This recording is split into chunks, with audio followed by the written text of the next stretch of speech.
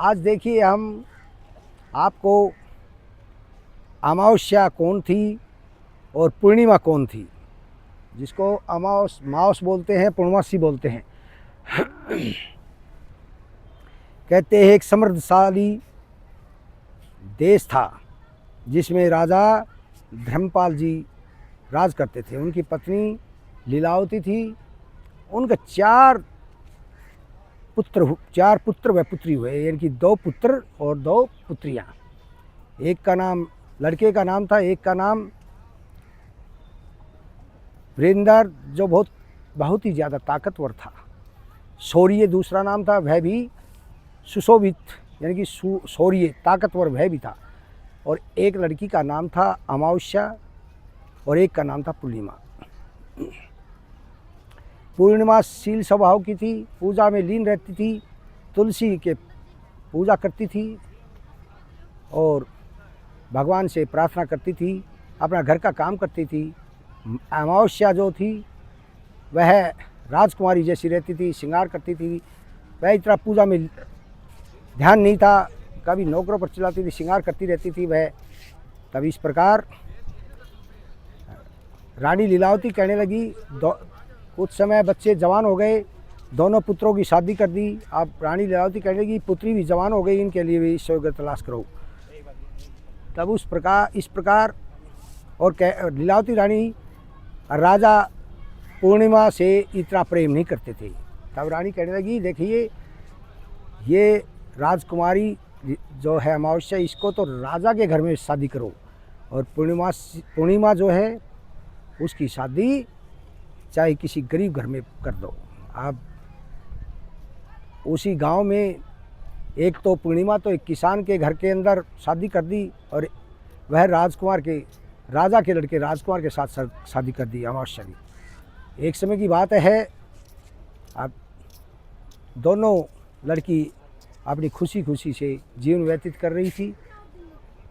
एक समय की बात है कि अमावस्या ने शिव की कथा शुरू करवाई, सबको निमंत्रण दिया, स्त्री पूरी नगरी को निमंत्रण दे दिया, परंतु अपनी बहन को नहीं दिया क्योंकि वह गरीब थी। उन्होंने सोचा कि ये आएगी तो ये कहेगी तुम्हारी बहन है, इतनी गरीब है, इसको नहीं बुलाया जाता। अगल पड़ोसन जो लेडीज़ थी वे उसको उससे कहने लगी, हे पूर्णिमा आप चलिए नोली, मैं नहीं जाऊंगी, मेरा निमंत्रण नहीं है। वह कहने लगी, रे बहन को निमंत्रण नहीं दिया जाता। वह उनके साथ चली गई। अब वहाँ अमावस्या की नज़र पूर्णिमा पड़ी तो उसको कटु वचन कहने लगी, तू हमारे घर क्यों आई, हमें तो तेरा निमंत्रण भी नहीं दिया, आप चुपचाप इस कोने में बैठ जा, देखिए आपके कपड़े भी देखना कैसे गंदे हैं। अब वह बेचारी लज्जित होकर बैठ जाती है और उसका प्रसाद भी नहीं दिया। वह चुपचाप चल पड़ती है वहाँ से अपने घर के लिए। फिर रास्ते के अंदर सोचती है कि बच्चे प्रसाद मांगेंगे तो मैं कहाँ से लाऊं, अपने मायके चल पड़ती है। रास्ते के अंदर एक बूढ़ा बाबा एक मंदिर पर बैठा हुआ था। तब वह कहने लगे कि हे बेटी, तुम कहाँ जा रही हो, तुम कौन हो, मेरी थोड़ी सी सहायता कर दो। दुनिया मंदिर में गंदगी फैला जाती है, इसको साफ़ कर दो बेटी, और एक बाल्टी पानी लाकर मैं भी स्नान करूँ, मेरी हिम्मत नहीं है। पूर्णिमा ने उनके चरणों में शीश झुकाकर उस मंदिर की सफाई की और बूढ़े बाबा के पास 2 बाल्टी पानी रख दिया। वे स्नान किया और वहाँ से वह चल पड़ी। आगे एक बुढ़िया और बैठी हुई थी एक चबूतरे पर।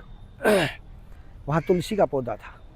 वह कहने लगी कि हे बेटी, एक बार रुक, तो मेरी थोड़ी सहायता कर दे, ये पेड़ सूखने लग रहा है, वृक्ष तुलसी का पौधा सूखने जा रहा है, इसमें थोड़ा पानी डाल दे और इसे चबूतरा को साफ़ कर दे, यहाँ गंदगी है। अब पूर्णिमा ने उस चबूतरे को साफ़ किया और वो तुलसी के पौधे में भी पानी डाल दिया, वहाँ से चल पड़ी। और वे कहने लगे कि बेटा तू आते वक्त हमारे पास होके जाना। तीसरी बार वहाँ एक महाकाली का मंदिर था, वहाँ भी एक बुढ़िया बैठी हुई थी। बुढ़िया कहने लगी कि हे देवी, आप कौन है? उन्होंने, मैं पूर्णिमा हूँ, मैं गरीब हूँ और मैं अपने मायके जा रही हूँ। बेटी, हमारी एक थोड़ी सहायता कर दो, इस मंदिर की सफाई कर दो और मेरे को स्नान करवा दो। अब वहाँ मंदिर की सफाई की और माता, जो बुढ़िया में माता काली बैठी थी, उसके चरण दबाए और उनको स्नान किया। वह कहने लगी, बेटी तू वापसी आते हुए मेरे पास ज़रूर होके जाना। अब आगे चलती है गंगा माई।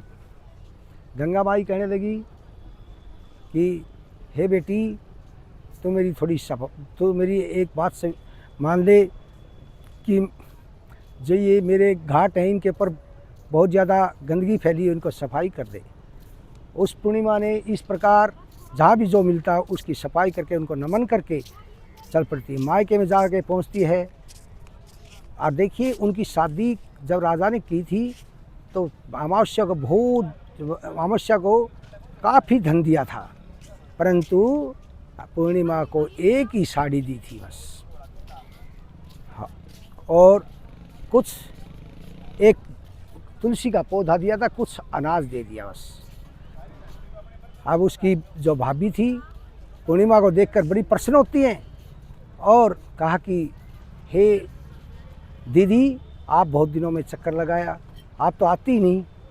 अब उसका आदर सत्कार किया और सभी ने एकत्रित होकर भोजन बनाकर, भोजन को समस्त परिवार ने मिल के खाया।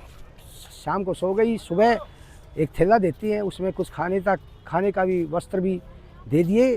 तब वहाँ से लेकर चल पड़ती है। तब गंगा माई मिलती है बुढ़िया के रूप में, उसने भी एक थैला दे दिया और कहा कि भी इसको घर जाके खोलना। तीसरी बार जब माता काली जो बुढ़िया के रूप में बैठी थी, उसने भी एक थैला दे दिया, उसने भी कहा इसको घर में खोलना। फिर वहाँ से जो है बुढ़िया माई मिलती है, उसने भी एक थैला दे दिया जिसका चबूतरा साफ किया था और स्नान किया था। 5 में जब बूढ़े बाबा भोलेनाथ जी थे, उन्होंने भी एक थैला दे दिया। 5-6 थैलों को लेकर वह घर जाती है, घर खोलती है तो किसी में कपड़े थे, किसी में आभूषण थे, किसी में धन पैसे आदि थे। अब वह धनवान हो गई, परंतु भक्ति नहीं छोड़ी। अब वहाँ से अमावस्या पर गरीबी आनी शुरू हो गई। वह कहने लगे, एक दिन की बात है कि अमावस्या उसके घर आई पूर्णिमा के, उसने भी शिव पाठ करवाया पूर्णिमा ने, तो सबको निमंत्रण दिया, पर अमावस्या को भी निमंत्रण खुद देकर आई। अमावस्या आती है, उसने कहा भी तेरे पास तो बहुत ज़्यादा धन है, कहाँ से लाई? वह कहने लगी, मैं मायके गई थी, उन्होंने दिया है। अब रास्ते में वह सोचने लगी कि मैं भी धन के लेकर आती हूँ। अब वहाँ जाकर वही जो पूर्णिमा को मिले थे, जो बाबा मिले थे, माई मिली थी, वे कहने लगी कि बेटी एक बार मैं हमारा चबूतरा साफ कर दे। नवली, हमें साड़ी बन रही है, मेरी बहुत महंगी साड़ी है, मैं तेरे चबूतरे को साफ नहीं करूँगी, मेरी गंदी साड़ी हो जाएगी। वहाँ से सबका अपमान करती हुई चली जाती है।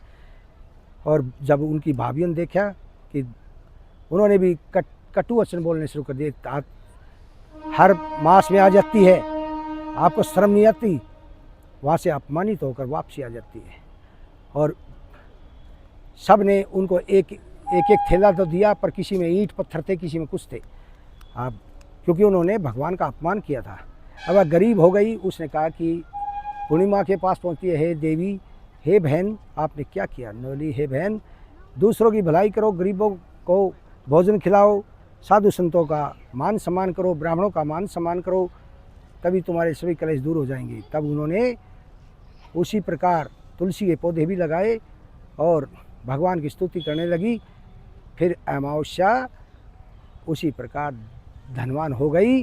और जो भी भगवान का सच्ची आत्मा से ध्यान धरता है, मन लगाता है, उसकी सब इच्छा पूरी होती हैं और हर तरह की मनोकामना पूर्ण होते, अंत में सुख होकर वैकुंठ लोक जाते हैं। बोली शंकर भगवान की जय हो।